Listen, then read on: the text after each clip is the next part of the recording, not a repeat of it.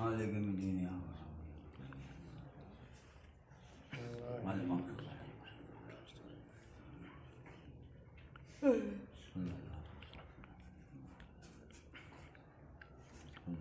صلی اللہ علیہ لا حول ولا قوة إلا بالله العلي العظيم. أعوذ بالله من الشيطان الرجيم. بسم الله الرحمن الرحيم. الحمد لله الذي هدانا لهذا وما كنا لنهتدي لولا أن هدانا الله. لقد جاءت رسل ربنا بالحق. والصلاة والسلام على سيد أسماء الوجود صلى الله في كل موجود نقطة دائرة الوجود. سائر والحمد والمقام المحمود الفاتح لما خلق والخاتم لما سبق المولد الحق بالحق بالقاسم اللهم صل على محمد وعلى محمد. والصلاة والسلام على الأئمة الطيبين الطاهرين المعصومين المنتجبين المنتخبين الذين أذهب الله عنهم الرجس وطهرهم تطهيرا. اللهم صل على محمد وعلى محمد. لعنة الله على أعدائهم وواسط حقوقهم ومنكر فضائلهم وقتلتهم أجمعين. أما بعد فقد قال الله سبحانه وتعالى في كتابه المحكم وخطابه المتقن. أعوذ بالله من الشيطان الرجيم. بسم الله الرحمن الرحيم. هو الذي بعث في الأميين رسولا منهم يتلو عليهم آياته ويزكيهم ويعلمهم الكتاب والحكمة وإن كانوا من قبل لفي ضلال مبين. صلوات اللهم صل على محمد وعلى محمد. ربنا بالقدر سامعين معظم مواليان حضر کرار. آج کی یہ مجلس سفر امام حسین علیہ السلام کی یاد میں برگزار کی گئی ہے اور ماہ رجب تمام ہو چکا ہے اور ماہ شعبان کا چاند نمودار ہو گیا ہے اور اس ماہ رجب کا اختتام سفر امام حسین کی خبر دے کر جا رہا ہے. لیکن اس ماہ رجب میں بہت ساری مناسبتیں تھیں اور بہت زیادہ اس کی فضیلتیں تھیں، بڑی عظمتیں تھیں. یہ وہ مہینہ تھا جس میں ایک سے ایک خوشیاں ہمیں نصیب ہوئی. اس میں کبھی مولا کائنات کی ولادت کی خبر تھی، کبھی مولا امام محمد باقر. اللهم صل على محمد وعلى محمد. لہذا مستقل دو علی کے آنے کی خبر، دو محمد کے آنے کی خبر، لیکن اسی کے ساتھ ساتھ ہماری ہر خوشی کسی نہ کسی غم سے جڑ جاتی ہے. لہذا اس مہینے کے تمام ہونے سے پہلے سفر امام حسین علیہ السلام کی 28 رجب کی تاریخ جو کل گزر گئی بڑی عظیم تاریخ تھی اور اسی تاریخ سے پیوستہ دو تاریخیں گزری ہیں. 27 رجب کی تاریخ گزری ہے، 26 رجب کی تاریخ گزری ہے، ایک 25 رجب کی تاریخ گزری ہے. 25 رجب کو 7ویں امام کی شہادت کا دن تھا. 26 رجب کو جناب ابو طالب کی وفات کا دن تھا اور 27 رجب عید مبعث یعنی رسول کی بعثت کا دن تھا، جسے عید کے نام سے یاد کیا جاتا ہے. اور عیدوں میں بھی سب سے بڑی عید کوئی معمولی عید نہیں تھی. عید مبعث، مبعث یعنی بعثت، بعثت یعنی رسول کا رسالت سے فائز ہونا، اسے کہا جاتا ہے بعثت. یعنی اللہ نے جس دن سے رسول کو علی الاعلان تبلیغ کرنے کا حکم دیا اس دن کو کہا جاتا ہے بعثت. جس دن رسول نے اپنی نبوت کا اعلان کیا، جس دن قرآن کی آیتیں نازل ہونا شروع ہوئی، اسے کہا جاتا ہے بعثت. لہذا یہ بعثت کیا ہے؟ قرآن اس کی طرف اشارہ کرتا ہے.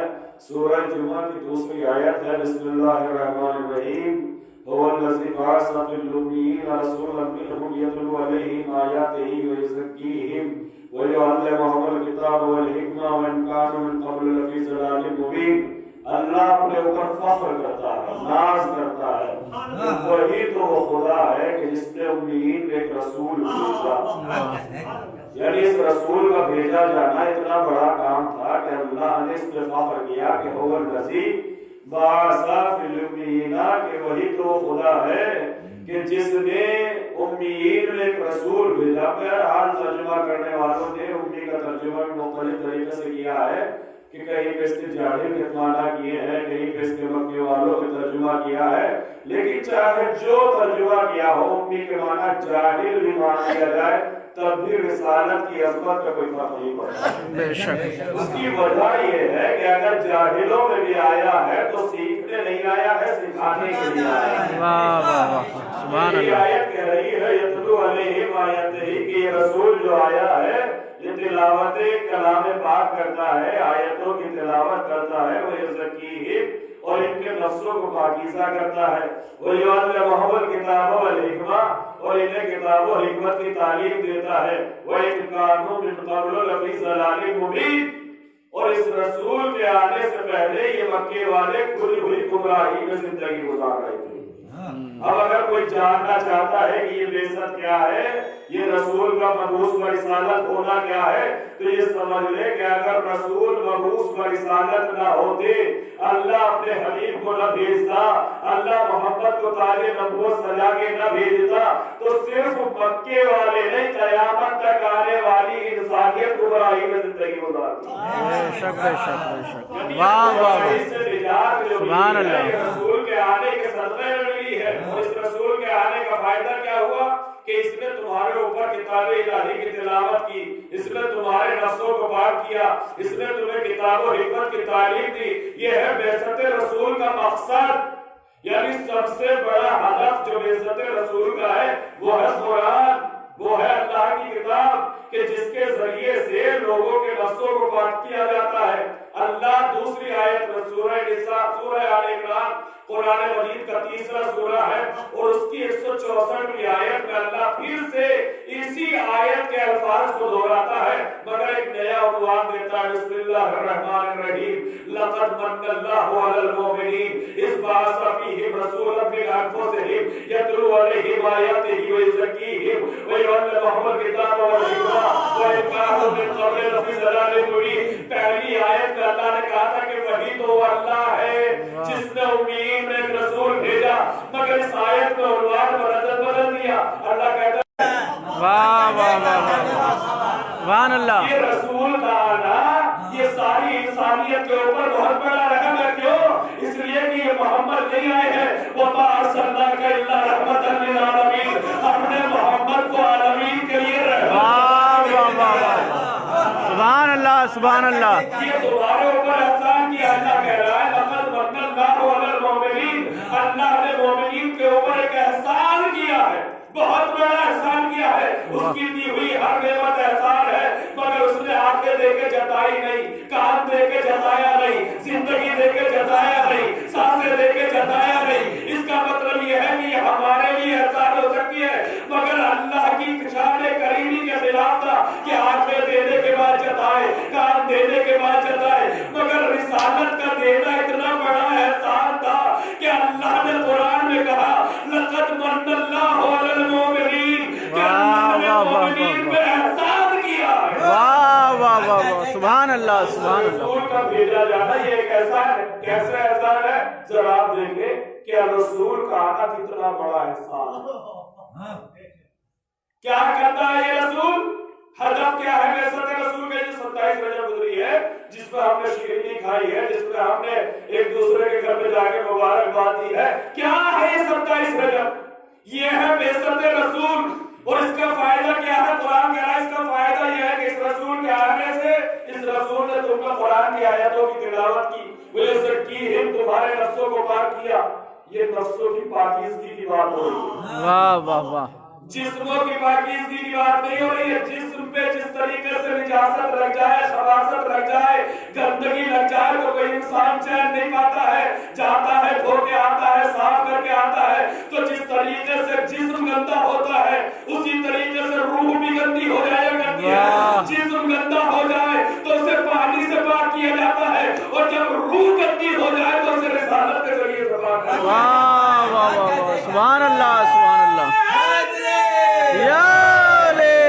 जब रूह कसीफ हो जाए, जब रूह गलीज हो जाए, जब रूह पे गंदगी छा जाए, जब रूह नजिस हो जाए। अब आप कहेंगे कि मौलाना रूह किस तरीके से कसीफ होती है?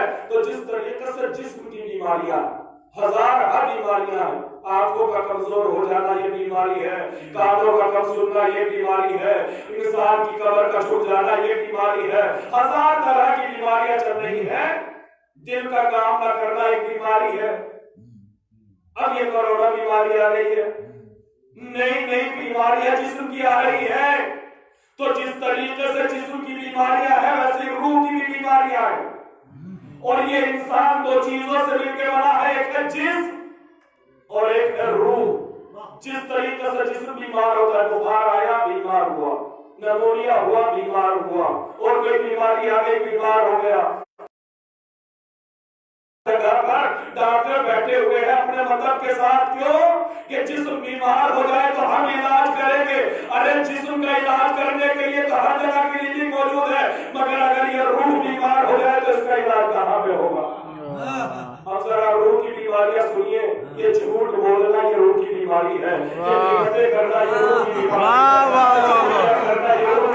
بے شک بے شک، لوگوں کے کام بگاڑنا یہ روح کی بیماریاں ہے، یہ آپس میں جھگڑے لڑانا یہ روح کی بیماریاں ہے، یہ ایک دوسرے سے جلنا یہ روح کی بیماریاں ہے، بے شک بے شک بے شک، ختم ہو جانا یہ روح کی بیماریاں ہے۔ اب کون ہے جو ان کا علاج کرے گا؟ اللہ کہہ رہا ہے کہ اس رسول کو بھیج کے ہم نے روحوں کو پاک کر دیا۔ واہ واہ، یہ زکیہم، یہ ان کے نفسوں کا تزکیہ کرتا ہے، ان کے نفسوں کو پاک کرتا ہے۔ کیسے پاک کرتا ہے؟ پوری توجہ رکھے، دیکھیں شریعت محمدی کے ذریعے سے اللہ نے ہمارے اوپر احسان کیا ہے، احسان، اور کتنا بڑا احسان کیا ہے کہ اگر یہ رسول نہ آتا تو ہمیں پتہ نہ ہوتا کہ نجس کیا ہوتا ہے اور پاک کیا ہوتا ہے۔ کیا بات ہے، واہ واہ واہ، نہیں یقین آتا تو آپ اسلام کو چھوڑ کے کسی اور مذہب میں چلے جائیں، کتا پانی چاٹ لے تو کتا اور پانی ان کی نظر میں بیکار نہیں ہے، اس لیے کہ ان کے یہاں نجاست اور طہارت کا کوئی تصور نہیں ہے۔ یہ نجاست اور طہارت کا تصور دیا کس نے؟ اس رسول نے دیا ہے، تو اس رسول کا آنا احسان ہے یا نہیں؟ بے شک، پوری توجہ رکھتے ہیں کہ کسی بھی مذہب میں چلے جائیں، عیسائیت میں چلے جائیں، یہودیت میں چلے جائیں، دنیا کے جتنے بھی مذاہب ہیں اسلام کے علاوہ، آپ اسلام کو چھوڑنے کے بعد چلے جائیں، پانی بھی مانگنا چاہے تو صاف تو مل سکتا ہے مگر پاک نہیں مل سکتا۔ سبحان اللہ، بے شک بے شک، صاف مل سکتا ہے مگر پاک نہیں مل سکتا۔ یہی تو بات بیوی نے خطبہ فدا میں فرمائی، جب بیوی گئی ہے دربار خلافت میں فدا کروانے نہیں گئی ہے، اپنے بابا کی بےزت سمجھانے کے لیے گئی، اور بیوی نگاہوں میں نگاہیں ڈال کے کہتی ہے، اے لوگوں تم ہمارے مقابلے میں آ رہے ہو، اگر اللہ ہمارے بابا کو نہ بھیجتا تو تمہاری زندگی کیا ہوتی؟ بیوی فرماتی ہے کہ تم تو نالیوں کا گندا پانی پی رہے تھے۔ بے شک بے شک بے شک، دربار میں کہہ رہی ہے بیوی، ان سے کہہ رہی ہے کہ اہل بیت کے مقابلے میں آ گئے، اور کہتی ہے کہ تم ہمارا مقابلہ کرو گے، اگر اللہ ہمارے بابا کو رسالت دے کر نہ بھیجتا، طہارت اور نجاست کے احکام بتا کر نہ بھیجتا، تو تم تو نالیوں کا گندا پانی پی رہے تھے۔ اس کے بعد قرآن کی آیت سے بھی کہتی ہے کنتم علی شفا حفرۃ من النار، تم تو جہنم کے دروازے پہ کھڑے ہوئے تھے کہ اگر میرا بابا نہ آتا تو جہنم میں گر پڑتے۔ واہ واہ واہ واہ واہ واہ، میں کہوں گا یہ زندگی گزرتی تھا جہنم میں جاتے نا۔ بیوی کہہ رہی ہے کہ کھڑے تھے، اور یہ بیوی نہیں کہہ رہی ہے، قرآن کہہ رہا ہے کنتم علی شفا حفرۃ من النار، تم جہنم کے کنارے پہ کھڑے تھے، تم جہنم کے دہانے پہ کھڑے تھے، گرنے ہی والے تھے کہ رسول نے آ کر نجات دے دی۔ تو یہ اس جہنم کی بات نہیں ہو رہی ہے، بیوی اشارہ کر رہی ہے کہ اگر رسول نہ آتے تو یہ زندگی بھی تمہارے لیے جہنم سے کم نہیں تھی۔ واہ واہ واہ، بے شک بے شک، سبحان اللہ، جہنم سے کم نہیں۔ ایک دوسرے کے لیے نفرتیں تھی، ایک اونٹ کے 100 سال جنگیں ہو رہی تھی، اور خزرج کے قبیلے تقریباً 100 سال سے آپس میں لڑتے چلے آئے، اپنی ناک کی خاطر، اپنی جھوٹی عزتوں کی خاطر لڑ رہے تھے، حیوانیت اپنے عروج میں تھی، کہ اللہ نے اس رسول کو بھیجا اور مومنین پہ احسان کر دیا. بے شک بے شک. اس رسول نے کیا کیا؟ یتلو علیہم آیاتہ، یہ ان کے اوپر قرآن کی آیتوں کی تلاوت کرتا ہے. وَيُزَكِّيهِمْ، اور وہ ان کے نفسوں کو پاک کرتا ہے، ان آنکھوں کو پاک کرتا ہے غیبتوں سے، ان آنکھوں کو پاک کرتا ہے نامحرم کو دیکھنے سے، ان کانوں کو پاک کرتا ہے غیبتوں کے سننے سے، ان ہاتھوں کو پاک کرتا ہے کسی کے اوپر ظلم کرنے سے. یہ پاک کرتا چلا جا رہا ہے. بس فرق اتنا ہے کہ دنیا کے طبیب اپنے مطلب پہ بیٹھے ہوئے ہیں، اپنے کلینک پہ بیٹھے ہوئے ہیں، جسم بیمار ہو جائے تو ان کے پاس جانا پڑتا ہے. مگر اللہ نے جسے طبیب روح بنا کے نازل کیا ہے، طبیب نفوس بنا کے بھیجا ہے، اس کا کمال یہ ہے کہ مولا کائنات نہج البلاغہ میں فرماتے ہیں کہ رسول کو جاننا چاہتے ہو تو سنو، طبیب دبار بطبہ، یہ ایسا طبیب ہے کہ جو اپنے مطلب کو اپنے ساتھ لیے پھرتا ہے، جہاں سے گزرتا ہے مریض کو وہیں پہ ٹھیک کرتا ہوا چلا جاتا ہے. سبحان اللہ سبحان اللہ. واہ واہ واہ. کہ میرا نبی اس کوڑا ڈالنے والی بڑھیا کی گلی سے کیوں گزر رہا ہے؟ کیوں گزر رہا؟ میں رسول ہے. دوسری طرف امام فرماتے ہیں کہ مومن ہوتا ہے مومن قیس، جو چالاک ہوتا ہے، ہوشیار، عقل مند، انٹیلیجنٹ. مومن بیوقوف نہیں ہوتا. یہ ہمارا معاشرہ ہے کہ جس کے کپڑے پھٹے ہوئے ہیں اس سے بڑا مومن کوئی نہیں، جس کا چہرے پر جتنی گندگی ہو اس سے بڑا مومن کوئی نہیں، جس کے بال الٹے سیدھے ہو اس سے بڑا مومن کوئی نہیں. مگر اسلام کی نظر میں ایسی کوئی تعریف مومن کی نہیں ہے. بے شک بے شک بے شک. جس کی روح بھی پاک ہوتی ہے، جسم بھی پاک ہوتا ہے. واہ واہ واہ. سبحان اللہ. نہ اسلام جسمانی گندگی کو پسند کرتا ہے، نہ روحانی گندگی کو پسند کرتا ہے. کیا ہے؟ میرا رسول گزر رہا. دوسری طرف امام فرماتے ہیں کہ مومن وہ ہوتا ہے جو ایک جگہ سے 2 بار نقصان نہیں اٹھاتا. ایک جگہ سے 2 بار دھوکا. اس کا مطلب یہ ہے کہ امام کی نظر میں بے وقوف مومن آج یہاں گرا، کل کو پھر وہیں گر گئے. آج اس نے دھوکا دیا، پھر کل کو اسی کے ساتھ بیٹھا ہے. یہ مومن کی علامتوں میں سے نہیں ہے. مومن ایک جگہ سے 2 بار نقصان نہیں اٹھاتا. ایک جگہ سے 2 بار زخم نہیں کھاتا ہے. مومن وہ ہوتا جو ایک بار کے بعد دوبارہ اس طرف دیکھتا بھی نہیں، چھوڑ دیتا اس کام کو کہ جہاں سے نقصان ہو، چاہے وہ جسمانی نقصان ہو چاہے وہ روحانی نقصان ہو. تو جب ہمارے لیے یہ حدیثیں ہے کہ مومن وہ ہے کہ جو ایک جگہ سے 2 بار نقصان نہ اٹھائے، تو میرا رسول تو روز اس راستے سے گزر رہا ہے اور روزانہ کوڑا پھینکا جا رہا ہے. یا رسول اللہ آپ بھی راستہ بدل دیجیے. بھائی مومن کے لیے تو یہ کہا جا رہا ہے کہ اگر ایک بار کوڑا پڑ جائے تو دوبارہ وہاں سے نہ گزرے. اگر دوبارہ گزرے تو مومن کیسا؟ اس لیے کہ مومن ایک جگہ سے 2 بار نقصان نہیں اٹھاتا. مگر میرا رسول ہے کہ اس راستے سے روزانہ گزر رہا ہے، روزانہ کوڑا ڈالا جا رہا ہے، روزانہ گزر رہا ہے، روزانہ کوڑا ڈالا جا رہا ہے، روزانہ گزر رہا ہے. میں نے رسول خدا کی خدمت میں ہاتھوں کو جوڑا، یا رسول اللہ آپ نے فرمایا ہے کہ مومن وہ ہے جو ایک جگہ سے 2 بار ٹھوکر نہیں کھاتا. یا رسول اللہ یہ کوڑا ڈال نہیں ہے، آپ راستہ بدل دیجئے، کوئی اور رنگلی کا اختیار کر لیجئے، کوئی اور راستہ چن لیجئے. آپ کو جاننا ہی تو ہے کوئی ضد کیا ہے کہ اسی راستے سے جائیں گے، اسی راستے سے سفر کریں گے، اسی راستے سے منزل تک پہنچیں گے. تو جب نہ رسالت بہار آواز سے نادان میں دنیا والوں کے راستے بدلوانے کے لیے آیا ہوں، اپنے راستے بدلنے کے لیے نہیں آیا ہوں. سبحان اللہ سبحان اللہ. راستہ بدل دیا تو یہ بڑھیا کفر سے ایمان کی طرف کیسے آئے گی؟ کیا بات ہے. طبیب دبار بطبہ، یہ وہ طبیب ہے جو اپنا مطلب اپنے ساتھ لیے پھرا ہے، جہاں جس مریض کو دیکھتا ہے اس کا علاج کرتا ہے. بے شک بے شک. پہلا کام کیا ہے؟ یتلو علیہم آیاتہ، وہ ان کے اوپر کتاب الہیہ کی تلاوت کرتا ہے، قرآن کی آیتوں کی تلاوت کرتا ہے۔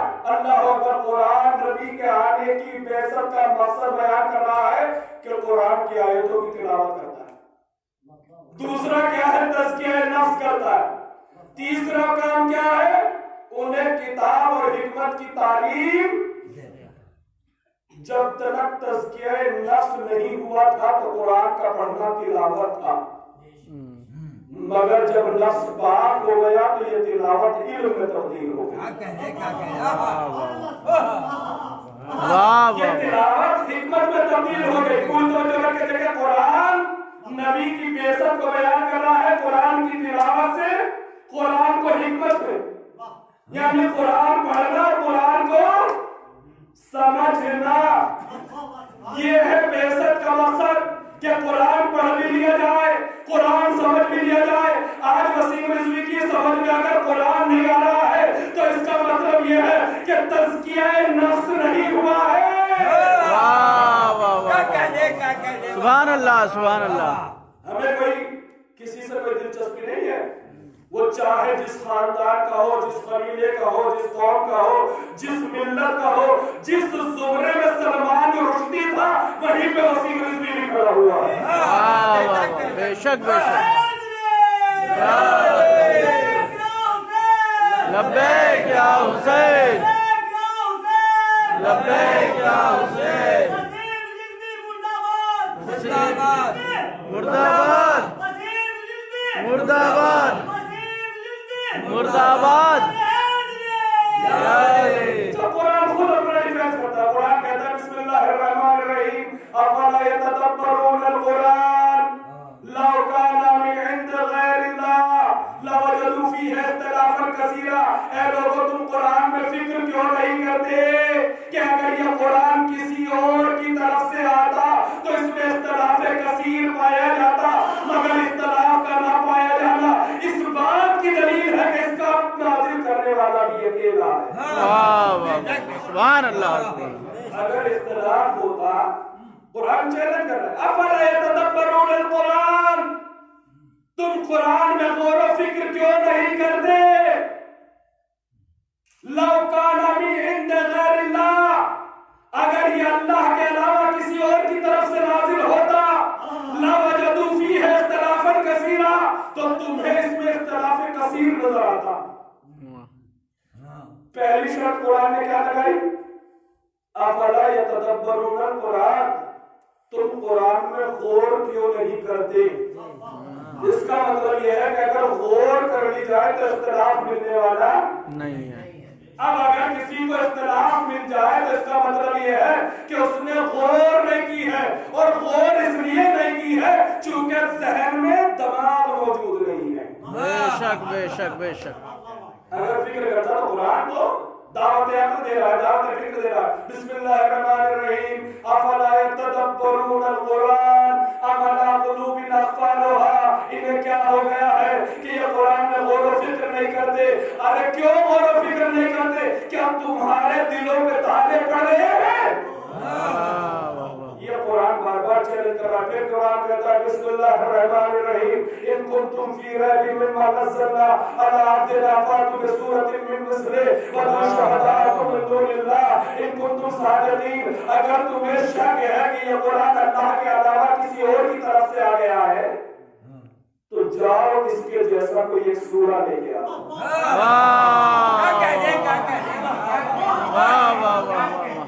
یہ قرآن ہے، سورہ بقرہ ہے۔ قرآن کہہ رہا ہے ان کنتم فی ریب، اگر تمہیں یہ ڈاؤٹ ہے، شک ہے، گمان ہے کہ یہ قرآن کسی اور کی طرف سے آیا ہے، اللہ کی طرف سے نہیں آیا، ان کنتم فی ریب مما نزلنا علی عبدنا، اگر تمہیں شک ہے اس قرآن کے بارے میں جو ہم نے اپنے عبد محمد پہ نازل کیا ہے، فاتوا بسورۃ من مثلہ، تو جاؤ اس کے جیسا کوئی ایک چھوٹا سا سورہ لے آؤ۔ کیا بات۔ اور صرف لاؤ نہیں، جسے چاہے اپنی مدد کو بنا لو۔ وَادْعُوا شُهَدَاءَكُم مِّن دُونِ اللَّهِ، اللہ کے علاوہ جسے چاہے اپنا مددگار بنا لو۔ ان کنتم صادقین، اگر تم اپنے دعوے میں سچے ہو۔ واہ واہ واہ۔ قرآن کہہ رہا ہے کہ اگر تم اپنے دعوے میں سچے ہو اور تم ایک ساتھ سوچ رہے ہو، شک میں ہو، تمہارا یقین میں قرآن کی نظر میں شک ہے۔ قرآن کہہ رہا کہ اگر تم اس شک میں ہو کہ یہ قرآن اللہ کے علاوہ کسی اور کی طرف سے آیا ہے، یہ محمد نے خود گڑھ لیا ہے، تو جاؤ تم بھی ایسا ایک سورہ لے آؤ، چھوٹے سے چھوٹا سورہ لے کر آ جاؤ۔ مگر کوئی قرآن کا چھوٹا سورہ نہ لا سکا۔ اس کا مطلب یہ ہے کہ قرآن جہاں پر بھی ہے یکو تنہا کھڑا ہوا ہے۔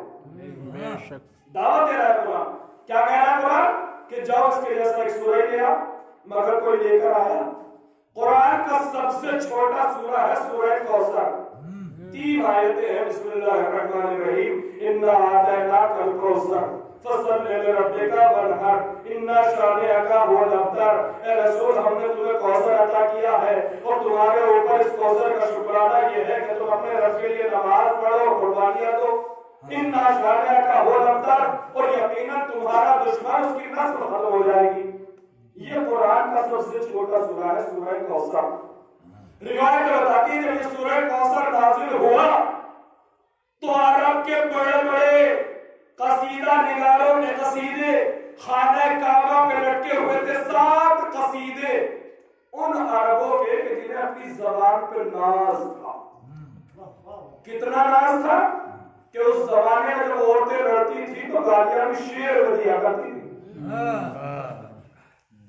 زبان پہ اتنا کنٹرول تھا، زبان پہ اتنا ماہر تھی، عربی زبان اتنی رچی بسی تھی کہ لڑتی تھی تو گالیاں بھی شعر میں دیا کرتی تھی۔ اس دور میں قصیدے کہنا، اور 7 قصیدوں کو چنا گیا تھا کہ ان سے بہتر کلام ہو ہی نہیں سکتا۔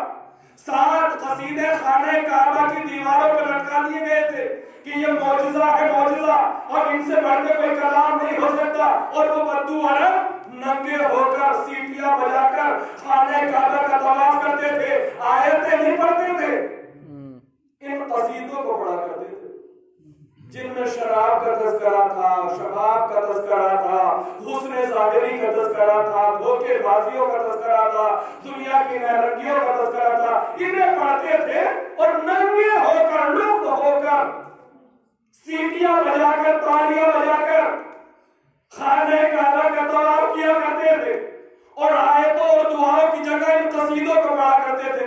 زمانے جاہلیت کے شاعروں کے قصیدے پڑھا کرتے تھے۔ جب سورہ کوثر نازل ہوا تو رسول اسلام نے ان 3 آیتوں کو لکھا، اور لکھنے کے بعد ان 7 قصیدوں کے برابر میں یہ 3 آیتیں لٹکا دی۔ اب جب یہ عرب کے لوگ آئے ہیں طواف کرنے کے لیے تو یہ 7 قصیدے پڑھتے چلے جا رہے ہیں، مگر جب 7 قصیدے پورے ہو گئے اور یہ سورہ کوثر پہ پہنچے تو یہ رک گئے، اور رکنے کے بعد انہوں نے غور سے دیکھا کہ یہ 3 آیتیں ہیں مگر عجیب کشش ہے، عجیب کشش ہے، یہ عجیب لہجہ ہے، نہ یہ نظم ہے نہ یہ نثر ہے، یہ کون سا کلام ہے کہ نہ اسے شاعری کہا جا سکتا ہے نہ اسے نثر کہا جا سکتا ہے۔ قافیوں کی رعایت ہے، ردیف کی رعایت ہے، لفظوں کی رعایت ہے، معنی و مفاہیم کی رعایت ہے، زمین کی باتیں نہیں ہے، شراب و شباب کی باتیں نہیں ہے، کالے اور گورے کی باتیں نہیں ہے، جھوٹی عزتوں کی باتیں نہیں ہے، اور کیا جانے کیا کلام ہے۔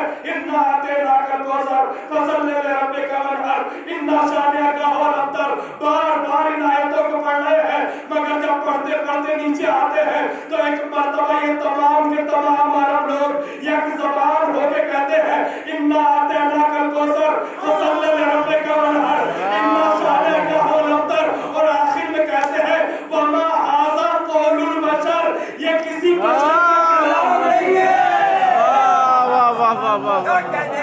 سبحان اللہ، سبحان اللہ، سبحان اللہ۔ یہ کسی بشر کا کلام نہیں ہے، وہ جنہیں اپنی زبان پر ناز تھا انہوں نے ان 3 آیتوں کے آگے اپنے گھٹنے ٹیک دیے کہ ان آیتوں کا جواب یہ قرآن ہے، قرآن یہی سورہ حمد جو ہم پڑھتے ہیں۔ دیکھیں تلاوت کی بات نہیں ہے، تلاوت آغاز ہے، اصل مسئلہ ہے قرآن کو سمجھنے کا۔ اگر تلاوت ہوتی رہے تو ایمان مضبوط نہیں ہوتے، اگر قرآن سامنے آتے ہیں کہ جب قرآن کو سمجھا نہیں جاتا ہے تو پورا قرآن تو دور کی بات، قرآن کی 26 آیتیں بھی سمجھ میں نہیں آتی ہیں، اور وہ اپیل دائر کرتے ہیں کہ صاحب ان 26 آیتوں کو قرآن سے نکال دیا جائے، مگر انہیں معلوم ہونا چاہیے کہ جن 26 آیتوں کو وہ قرآن سے نکالنے کی بات کہہ رہے ہیں وہی قرآن انہیں دائرہ اسلام سے نکال دیا۔ سبحان اللہ سبحان اللہ، واہ واہ واہ۔ اِنَّا نَحْنُ نَزَّلْنَا الذِّكْرَ وَإِنَّا لَهُ لَحَافِظُونَ۔ اللہ وعدہ کر رہا ہے کہ ہم ہی نے قرآن نازل کیا ہے اور ہم ہی اس کی حفاظت کرنے والے ہیں، نہ بندوں نے نازل خدا اس کو بچانے والا۔ اللہ اکبر۔ ابھی تک جتنی بھی باتیں ہو رہی تھی وہ قرآن کی تلاوت کی، مگر مقصد بیسر کیا ہے؟ یتلو علیہم آیاتہ ہی، تلاوت سے شروع ہوتا ہے اور علم و حکمت پہ تمام ہوتا ہے۔ اصل مقصد ہے قرآن کو سمجھنا۔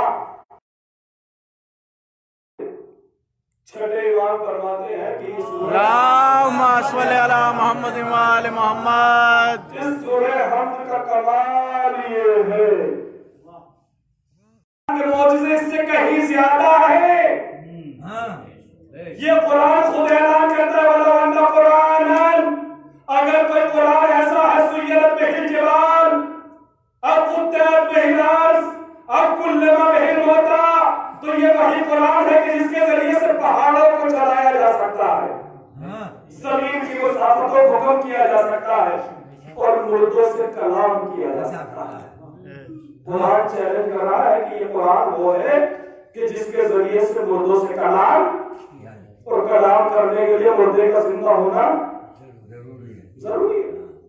مردہ تھوڑی نا کلام کرے گا، مردے کا زندہ ہونا ضروری ہے۔ چھٹے امام فرماتے ہیں کہ اگر کسی مردہ پر 7 مرتبہ سورہ الحمد پڑھ دیا جائے اور مردہ زندہ ہو جائے تو تعجب نہ کرنا، کیوں؟ اس لیے کہ قرآن کی معجزے سے کہیں زیادہ۔ دیکھیں میں یہاں پر آؤں 15 منٹ 20 منٹ بول کے چلا جاؤں تو کسی کو تعجب نہیں ہوگا، کیوں؟ کبھی مولانا کا تو کام بولنے کا ہی ہے، قرآن پڑھا ہے، حدیثیں پڑھی ہے، مدرسوں میں تعلیم حاصل کی ہے، 15 منٹ کیا یہ تو 1 گھنٹہ بھی بول سکتے ہیں۔ لیکن ایک بچہ چھوٹا سا اٹھے جس نے ابھی مدرسے میں درجہ اطفال بھی نہ پڑھا ہو، وہ اس منبر پر آئے اور 1 گھنٹے کی تقریر قرآن کی آیتوں سے کر دے تو ہر آدمی کو تعجب ہوگا، کیوں؟ اس لیے کہ اس سے توقع نہیں تھی اور اس نے کر دیا۔ اس کا مطلب یہ ہے کہ تعجب وہاں پہ ہوتا ہے جہاں توقع نہ ہو۔ امام فرماتے ہیں کہ اگر مردہ زندہ ہو جائے تو تعجب نہ کرنا، اس لیے کہ تمہاری نظر میں یہ بڑا کام ہو سکتا ہے مگر قرآن کی نظر میں یہ بہت چھوٹا کام ہے۔ بے شک بے شک بے شک۔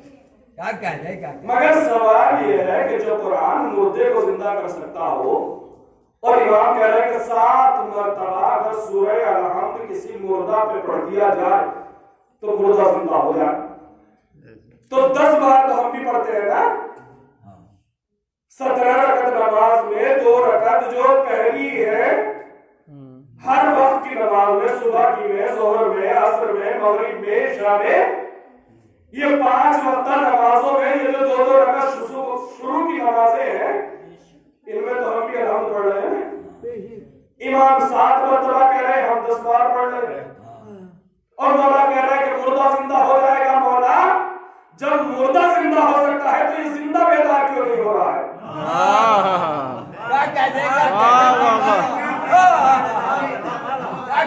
سبحان اللہ۔ آپ تو کہہ رہے ہیں کہ مردہ زندہ ہو جائے تو تعجب نہ کرنا، مولا تعجب یہاں ہو رہا ہے کہ جب مردہ زندہ ہو سکتا ہے تو یہ زندہ ہوش میں کیوں نہیں آتا؟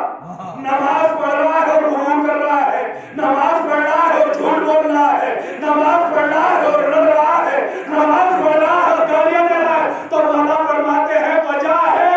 وجہ کیا ہے؟ مولا فرماتے ہیں نشے بھی کئی طرح کے ہوتے ہیں، شراب کا نشہ، دولت کا نشہ، عزت کا نشہ،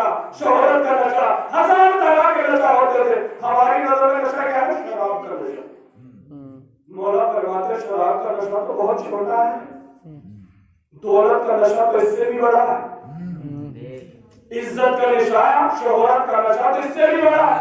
मौला फरमाते हैं कि नशे कई तरह के होते हैं, कहीं दौलत का नशा होता है, कहीं शराब का नशा होता है। मौला फरमाते हैं शराब का नशा इतना बड़ा नहीं है, इसकी एक वक्त है, उसके बाद उतर जाता है, मगर दौलत का नशा जिसे चढ़ जाता है तब तक उतरता ही नहीं, जब तक के सब मिट्टी के तकिए से न टकरा जाए। सुभान अल्लाह, सुभान अल्लाह। ये बेहोश अलहम्द पढ़े तो असर करे कैसे, ये नमाज पढ़े तो असर करे कैसे, ये तो नशे में डूबा हुआ, ये तो दौलत के नशे में, ये तो रियाकारी के नशे में, ये तो झूठी इज्जत, झूठी शोहरत के नशे में, इसके ऊपर असर करे तो कैसे करे। कुरान वही है, वही जिसका दावा ये है, ये मासूम की हदीसों से नहीं है, कुरान खुद कह रहा है कि ये कुरान वो है कि जिसके जरिए से पहाड़ चलाए जा सकते हैं। चैलेंज है, किसी ने चला के दिखाया? इतने बड़े बड़े कारी, इतने बड़े बड़े हाफिज, इतने बड़े बड़े मौलवी, इतने बड़े बड़े आलिम हैं जिन्हें कुरान का भरम है कि हमारे सीने में कुरान है। कुरान चैलेंज कर रहा है कि इस कुरान से पहाड़ चलाए जा सकते हैं। ये मैं तो नहीं कह रहा ना, कुरान कह रहा है कि इस कुरान से पहाड़ चलाए जा सकते हैं, जमीन की मसाफतों को कम किया जा सकता है, हजारों मील का सफर चलते सदन में तय किया जाता है। वाह वाह वाह, सुभान अल्लाह। नहीं यकीन आता तो सूरह रूम पढ़ लें। जनाब सुलेमान ने ऐलान किया अय्युकुम यातीनी बिअर्शिहा, तुम में से कौन है कि मुल्क सबा की शहजादी बिल्किस के आने से पहले उसका तख्त ले आए। कुरान कहता है कि एक खड़ा हुआ, कौन खड़ा हुआ? काला इफरीतुम मिनल जिन, एक बड़ा सा देव खड़ा हुआ और उसने कहा अना आती का, मैं लेकर आऊंगा। कितनी देर में लेकर आएगा? इतनी देर में लेकर आऊंगा कि आपका दरबार भी खत्म नहीं होने पाएगा।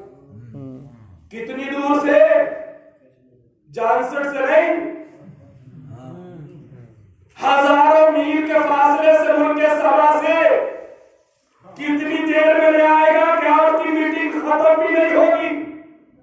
क़ब्ल अन तक़ूम मिन मक़ामिक, इससे पहले कि आप अपनी जगह से खड़े हो। दिखाने की बात नहीं हो रही है कि मोबाइल और कलर दिखा दिया, लाने की बात हो रही है कि लेकर आ जाऊंगा। ये है कुरान। उसने कहा कि इतनी जल्दी ले आऊंगा, मगर मिजाज सुलेमानी को नागवार गुजरा। सूरह रूम मिजाज सुलेमानी को नागवार गुजरा। जनाब सुलेमान ने कहा कि काम तो ठीक है, मगर तूने वक्त ज्यादा मांग लिया है। इतने कम वक्त को भी जनाब सुलेमान कह रहे हैं कि तूने ड्यूरेशन ज्यादा मांग लिया, तूने वक्त ज्यादा मांग लिया। अब क्या हुआ? अब कुरान कहता है कि फिर एक शख्स खड़ा हुआ। कौन था? आसिफ बिन बरखिया, जनाब सुलेमान का वजीर। उसने क्या कहा कि मैं लेकर आऊंगा ना आती कदर। कितनी जल्दी? आपकी पलक झपकने से पहले। ये रिवायत नहीं है, कुरान गंदा बहुत पर किसी की समझ में आए या ना आए, अगर ना समझ हो तो नबी की मेराज भी समझ में नहीं आती। क्या बात है, वाह वाह वाह वाह। अरे जब सुलेमान चश्मे ज़दल में पलक झपकते ही हजारों मील के फासले से तख्ते बिल्कीस मंगा सकते हैं, तो क्या फख्रे सुलेमान लम्हों में मेराज करके वापस नहीं आ सकते? सुभान अल्लाह, सुभान अल्लाह, वाह वाह वाह। अल्लाहु अकबर। या रसूल अल्लाह,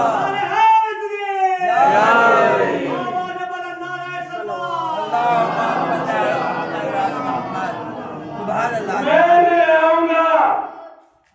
کتنی دیر میں ڈیوریشن کتنا ٹائم لوگے؟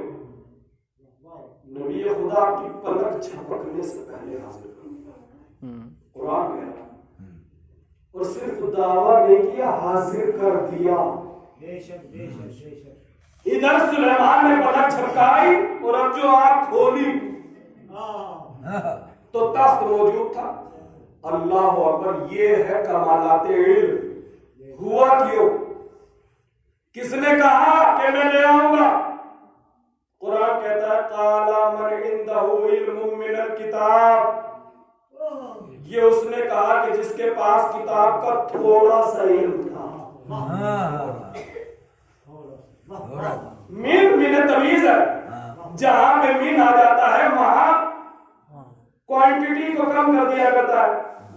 قرآن کہہ رہا ہے کہ اس نے کہا، نام نہیں لیا آصف بن برخیہ کا، اس کی کوالٹی بیان کی کہ کس نے کہا قالا من عنده علم من الکتاب. اس نے کہا کہ جس کے پاس کتاب کا تھوڑا سا علم تھا کہ میں اتنی جلدی لے آؤں گا کہ آپ کی پلک نہیں جھپکے گی. تو جب تھوڑے سے علم والا اتنی جلدی لا سکتا ہے تو جسے اللہ نے کل علم بنا کر بھیجا. سبحان اللہ سبحان اللہ سبحان اللہ. اس کو اگر چشم زدن میں معراج ہو جائے، معراج گزری ہے نا 27 سے، اس کو اگر چشم زدن میں معراج ہو جائے تو ہم اس جھگڑے میں پڑ جاتے کہ صاحب جسم کو ہوئی ہے روح کو ہوئی. اب لوگوں کے سوالات سے بچنے کے لیے زیادہ تر لوگ یہ کہنے لگتے ہیں کہ صاحب روح کو ہوئی، اس لیے کہ جسم کو ہوئی تو اب ثابت کیسے کرے کہ جسم اتنی جلدی آ سکتا ہے یا نہیں آ سکتا ہے. تو قرآن تمہارے سمجھنے کا ٹھیکیدار نہیں ہے. قرآن کی آیتیں کہہ رہی ہیں کہ تخت بلقیس آیا. میٹر ہے نہیں ہے، کوئی میٹا فزیکل چیز نہیں ہے، فزیکل ہے، جسمانی ہے، آ گئی. اب تمہاری سمجھ میں آئی یا نہ، مگر قرآن کی اتنی پاور ہے کہ اس کے ذریعے سے زمین کی مسافتوں کو کم کیا جا سکتا ہے. قطعت بہ الارض، زمین کی حدوں کو کم کیا جا سکتا ہے. دو زمینوں کو بیچ کی زمین ختم کر کے ملایا جا سکتا ہے. تیسرا دعویٰ اس کے ذریعے سے مردوں سے کلام کیا جا سکتا ہے. اللہ اکبر. دیکھیں افسوس یہ ہے کہ نبی اس قرآن کو لے کر آئے. آج ہم اس پہ تو لڑ رہے ہیں کہ صاحب 26 آیتیں نکلیں گی یا نہیں نکلیں گی، مگر مسئلہ یہ ہے کہ ہم قرآن کو پڑھتے کتنا ہیں. قرآن تو ہمارے گھروں کی باتوں کی زینت بنا ہوا ہے. وہ جو نبی لے کر آئے تھے کہ ہماری زبان پہ سجے، ہمارے دلوں میں اترے، ہماری طریقہ زندگی میں دکھائی دے. ہم بولے تو قرآن کے طریقے سے، ہم سوچے تو قرآن کے طریقے سے، ہم دیکھے تو قرآن کے طریقے سے. ہم نے کتنا پڑھا؟ انلیٹریسی کا عالم یہ ہے مسلمانوں کی کہ 50% سے زیادہ مسلمان وہ ہیں جنہیں قرآن پڑھنا بھی نہیں آتا ہے. اتنی عظیم کتاب جو اللہ نے بھیجی ہے تاکہ ہماری زندگی سمجھ جائے، جو معجزہ ہے، معجزہ جو دنیا کو بھی کامیاب کرتی ہے اور آخرت کو بھی کامیاب کرتی ہے. اس قرآن کو ہم نے کتنی اہمیت دی ہے اپنے گھروں کو. کیا اہمیت دے رہے ہیں؟ کیا انویسٹمنٹ ہے ہمارا قرآن کے لیے؟ ریٹرن تو ہم چاہتے ہیں کہ قرآن سے پورا ریٹرن ملے، مگر انویسٹمنٹ کتنا ہے ہمارا قرآن کے لیے؟ ہمیں فکر ہوتی ہے نا، اگر ہم اپنی اولاد کو کچھ دے کر جانا چاہتے ہیں تو قرآن سے بڑی کوئی دولت نہیں ہے. اور قرآن کی جو میں بات کہہ رہا ہوں، یہ قرآن صرف اور صرف قرآن کی تلاوت اور ریسائٹیشن کی بات نہیں ہے کہ کوئی گیت ہے جسے پڑھ رہے ہیں، کوئی پویم ہے کہ جسے ریسائٹ کر رہے ہیں. نہیں، قرآن کو سمجھنے کی بات ہو رہی ہے کہ قرآن کی آیت کو سمجھا جائے. یہ ماہ رمضان آنے والا ہے، اب یہ ایک مہینہ اور بیچ میں ہے ماہ شعبان، اس کے بعد ماہ رمضان، اور اس کے بعد وہ مہینہ ہے جسے ربیع القرآن کہا جاتا ہے، قرآن کی بہار، جس میں کمپٹیشن لگتا ہے کہ صاحب میں نے ایک ختم کر دیا، دوسرے 2 ختم کر دیا، اس میں 3 ختم کر دیا، آپس میں بحث ہوتی ہے کہ تو نے کتنے ختم کیے، کہا میں نے 2، تو دوسرا کہتا ہے کہ میں نے 3 ختم کیے، چوتھا کہتا ہے کہ میں نے 4، گنتیاں بڑھتی چلی جاتی ہے۔ تو یہ قرآن صرف لفظوں کی کتاب نہیں ہے، یہ عقلوں کی کتاب ہے۔ یاد رکھیے یار کہ اگر کوئی قرآن کی ایک آیت کے ترجمے کو، مفاہیم کو، اس کی تفسیر کو سمجھ لے تو 1000 قرآن ختم کرنے سے بھی زیادہ ثواب ہے۔ ایسے نہیں کہہ رہا ہوں، یہ قرآن فکر کی دعوت دے رہا ہے۔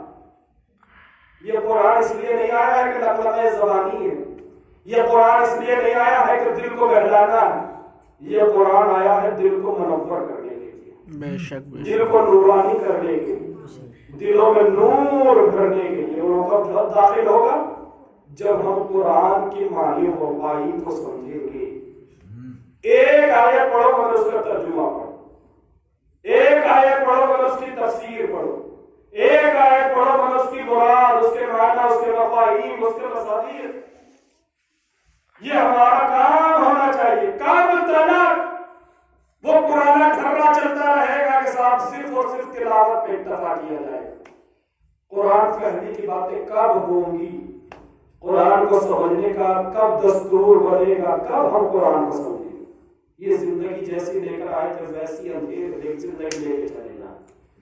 خبر نہ ہو کہ خدا نے کہا کیا، خبر نہ ہو کہ قرآن کہہ کیا رہا۔ پوری زندگی سورہ حمد پڑھا مگر پتہ نہیں ہے کہ سورہ حمد میں خدا نے کیا کہا ہے۔ بے شک ساری زندگی سورہ توحید، سورہ قل ہو اللہ پڑھا مگر پتہ نہیں ہے کہ قل ہو اللہ میں ہے کیا۔ تو پھر اس قرآن کو پڑھنے سے فائدہ کیا؟ یہ صرف اور صرف سیٹسفیکشن ہے، آتم سنتشٹی ہے یہ کہ ہم اپنے آپ کو مطمئن کر لیں کہ ہم نے قرآن پڑھ لیا ہے، یہ قرآن کا حق ادا نہیں ہوا، یہ قرآن بارگاہ الہی میں شکوہ کرے گا، اے میرے اللہ اس قوم نے مجھے محجور کر دیا، اس قوم نے مجھ سے منہ پھیر لیا، اس قوم نے مجھے چھوڑ دیا۔ یہ شکوہ کس سے کرے گا؟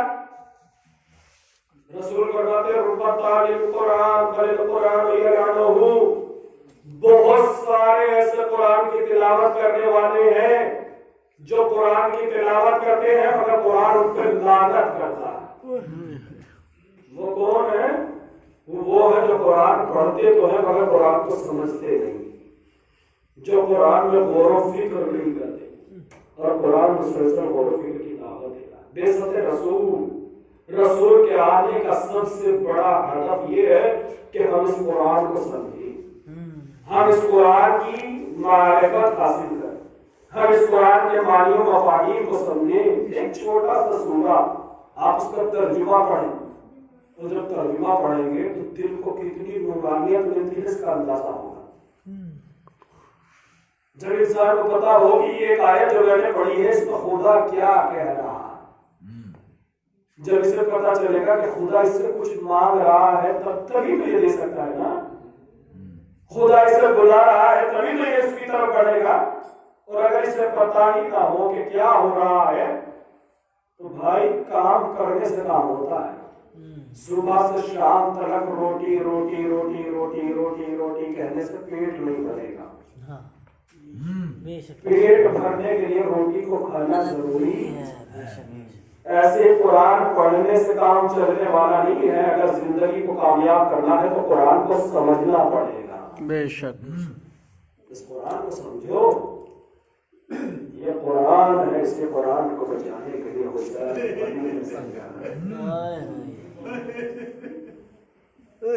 اٹھائیس رجب کی تاریخ جس میں حسین نانا کا مدینہ چھوڑا، اللہ اکبر، کیسے نانا کا مدینہ چھوڑ کے جا رہے ہیں؟ روایت بتاتی ہے کہ حسین مسجد نبوی میں بیٹھے ہوئے ہیں، عبداللہ ابن زبیر حسین کے پاس بیٹھے ہوئے ہیں، رات کا سناٹا ہے، 28 رجب کی شب ہے کہ ولید نے اپنے قاصد کو بھیجا، جاؤ حسین کو دربار میں بلند کر لاؤ۔ قاصد آتا ہے، حسین سے کہتا ہے مولا آپ کو ولید نے بلایا ہے، والی مدینہ نے بلایا۔ میرا مولا فرماتے ہیں یہ رات میں بلانے کی کیا وجہ؟ کہ مجھے نہیں معلوم مگر آپ کو ابھی بلایا گیا۔ امام نے کہا کہ تو چل میں آتا ہوں، وعدہ کر رہا ہوں کہ نہ آتا ہوں۔ عبداللہ ابن زبیر کہتے ہیں کہ مولا یہ رات میں بلایا جانا کسی خطرے سے خالی نہیں ہے۔ حسین گھر میں آئے، بہن زینب سے جملہ کہا، بہن زینب میں مسجد سے آ گیا ہوں مگر اب دوبارہ جا رہا ہوں، بھیا کہاں جا رہے ہو؟ بہن زینب مجھے ولید نے دربار میں بلایا۔ اللہ سب کی بہنوں کو سلامت رکھے، بہن تھی بھائی کے چہرے کے آثار، خطرے کو بھانپ لیا، بھیا جا رہے ہو تو اکیلے نہ جانا۔ زینب نے آواز لگائی عباس ادھر آؤ، علی اکبر ادھر آؤ، قاسم ادھر آؤ، اور محمد ادھر آؤ۔ ہاشمی جوانوں کو اکٹھا کر دیا، 18 بنی ہاشم کے جوان تلواروں کو لیے ہوئے کھڑے ہو گئے۔ زینب نے ایک جملہ کہا دیکھو تمہارا مولا دربار میں جا رہا ہے، اپنے مولا کو اکیلا چھوڑ دو۔ زینب نے حسین کو بھیجا ہے، 18 بنی ہاشم تلواریں لیے ہوئے ہیں، حسین تلواروں کے جھرمٹ بجا رہے ہیں۔ روایتیں بتاتے ہیں کہ دربار کے دروازے پر حسین نے عباس و علی اکبر کو روکا، تم روکو میں جاتا ہوں اس لیے کہ مجھے بلایا گیا ہے، اور ہاں اگر میری آواز بلند ہو جائے تو فوراً دربار میں داخل ہو جانا۔ روایتیں بتاتی ہیں حسین دربار میں داخل ہوئے، ولید نے حسین کا استقبال کیا، مسند میں بٹھایا اور ایک جملہ کہا ہے حسین امیر شام دنیا سے چلا گیا۔ امام نے اپنی زبان پہ کلمہ استرجاع جاری کیا، انا للہ و انا الیہ راجعون، رسم قضائہ و تسلیما لامرہ۔ ادھر حسین نے انا للہ تمام کی، فوراً دوسرا پیغام یہ دیا گیا ہے حسین یہ میرے پاس شام سے خط آ گیا ہے جس میں تمہاری بیعت کا مطالبہ کیا گیا۔ بیعت کا نام سنا تو حسین نے ولید سے کہا ولید یہ بیعت کوئی عام مسئلہ نہیں ہے، یہ رات کے اندھیرے میں طے ہونے والی بات نہیں ہے، کل صبح دربار سجانا، مدینہ والوں کو بلانا، سب سے بیعت کا مطالبہ کرنا، جو جس کا فیصلہ ہوگا وہ سنا دیا جائے گا۔ روایتیں بتاتی ہے کہ ولید کو یہ بات سمجھ میں آئی، حسین کو رخصت کرنا چاہتا ہے اور کہتا ہے کہ ٹھیک ہے مولا کل صبح آپ کو خدمت دی جائے گی، مگر ادھر ولید نے یہ جملہ کہا، ادھر ولید کی برابر میں بیٹھا ہوا مروان کہتا ہے اے ولید یہ کیا کر رہا ہے، یہ کیا بے وقوفی کر رہا ہے، سن اگر آج حسین ہاتھ سے نکل گئے تو پھر حسین کا ہاتھ لینے کے لیے خون کے دریا بہانے پڑے، پھر تب تک حسین ہاتھ نہیں آئیں گے جب تک کہ خون کے دریا نہ بہ جائے۔ روایتیں بتاتی ہیں جیسے قتل کی باتیں ہوئی، ایک مرتبہ مروان کہتا ہے یزید ہے ولید ارے حسین کو روک، اور حسین سے کہہ کہ یا تو ہاتھ دے کر جائے یا اپنی گردن دے کر جائے۔ جیسے قتل کی بات شروع ہوئی ایک مرتبہ فاطمہ کے نام کو جلایا جا گیا، ایک جملہ کہا اتحدثنی بالقتل یا ابن سرقہ، اے نیلی آنکھ والی عورت کے بیٹے کیا تو مجھے قتل سے ڈرا رہا ہے؟ تقتلنی ام ہوگا تو مجھے قتل کرے گا یا اس کی وجہ ہے کہ مجھے قتل کر دے۔ حسین کی آواز کا بلند ہو رہا تھا کہ عباس و علی اکبر ننگی تلواریں لیے ہوئے دربار میں داخل ہوئے، ولید پہ حملہ کرنا چاہتے ہیں کہ حسین نے قیامت کو روک دیا ہے، بھیا عباس ارے مدینہ ہے کربلا ہے، بھیا یہ مولا کا شہر ہے، اس کی غربت ظاہر نہ ہو کے پاس، بھیا تلوار نہ چلانا، یہ مدینہ ہے کربلا نہیں ہے۔ حسین قیامت کو روکے ہوئے ہیں، عباس و علی اکبر کو ساتھ لے کر گھر میں آئے۔ روایت بتاتے گھر میں داخل ہوئے تو زینب نے سینے سے لگا لیا، بھیا جلدی بتاؤ کہ دربار میں کیا آیا، کوئی اللہ اکبر۔ ایک جملے میں حسین نے پوری داستان سنا دی، کیا کہا حسین نے؟ وہی کہا کہ جو بشیر نے شام سے آ کر مدینے والوں سے کہا تھا حسین اپنے سر کو فرما کے کہتے ہیں بہن زینب اب مدینہ رہنے کے قابل نہیں رہا بہن زینب اب مدینے کو چھوڑنا ہوگا اللہ اکبر روایتیں بتاتی ہیں 28 رجب کی رات ساری رات زینب کلثوم روتی رہی آنسو بہاتی رہی گریہ زاری کرتی رہی کتنا روئی ہے لیکن بیٹیاں مدینہ چھوڑ رہا ہے نانا کا مزار چھوڑ رہا ہے اماں کی قبر چھوڑ رہی ہے اللہ اکبر محلے بڑے ہاشم چھوڑ رہا ہے مسجد رسول چھوڑ رہی ہے کتنا رویا ہے نبی کا نواسا کتنا روئی ہے نبی کی نواسی روایتیں بتاتی ہے نبی کا ایک صحابی ہے مدینے میں جو اتنا گرا گوش ہو چکا ہے اسے اتنی بھی آواز لے جاتی ہے روایتیں کہتی ہے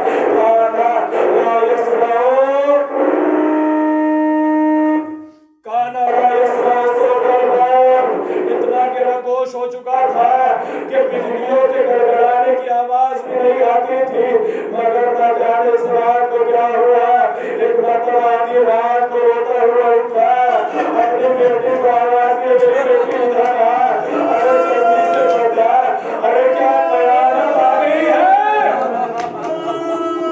بیٹی کہتی ہے بابا یہ سوال کیوں کر رہے ہو میری بیٹی ارے میرے کان تو اتنے کمزور ہو چکے ہیں کہ مجھے بجلیوں کے گرجنے کی بھی آواز نہیں آتی مگر نہ جانے آج کیا بات ہے کچھ بیویوں کے رونے کی آواز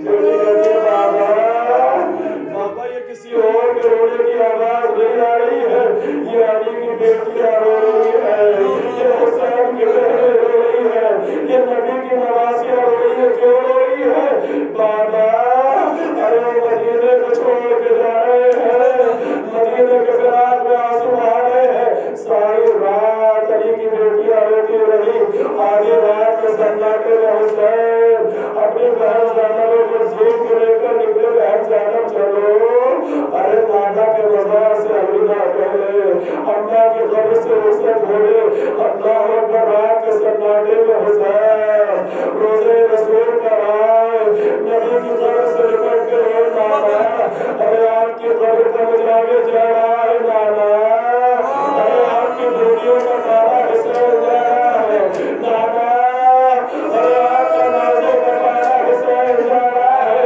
اے نانا مدینے آنا نصیب نہ ہوگا اے نانا ہجرت آپ نے مکے سے مدینے کی طرف کی تھی مگر آپ پلٹ کر مکہ آ گئے اے نانا ایک ہجرت آپ کا نواسا کر رہا ہے مگر پلٹ کے مدینہ آنا نصیب نہ ہوگا اللہ اکبر نانا کے مزار سے ودا ہوئے بھیا حسن کے مزار پر آئے طلب کے رو بھیا دیکھو تمہارا قوت بازو جا رہا ہے دیکھو تمہارا سہارا جا رہا ہے دیکھو تمہارا پیارا جا رہا ہے کیا بھیا حسن کیا مجھے الوداع نہ کہو گے کیا مجھ سے رخصت نہ ہوگے دیکھو تمہارا بھائی جا رہا ہے بھائی سے میرے بھائی کی طرف سے لپٹ کے حسین ہو رہے ہیں بھائی کی طرف سے جدا ہوئے اب اماں کے مزار کی طرف چلے معلوم کہتا ہے کہ جب حسین اپنے نانا کے مزار پہ گئے تھے تو پیروں میں استقامت تھی سینہ بنا ہوا تھا بڑے وقار سے قدم بڑھ رہے تھے جب بھیا کے مزار پہ گئے تو پیروں میں استقامت تھی بڑے وقار سے قدم آگے بڑھ رہے تھے مگر جب ماں کے مزار کی طرف چلے تو پیروں میں راشا پیدا ہو گیا زمین پہ گرے چلنے کی طاقت نہ بچی حسین کو ہڈیوں کے بل چلتے ہوئے اپنی ماں کے مزار پہ پہنچے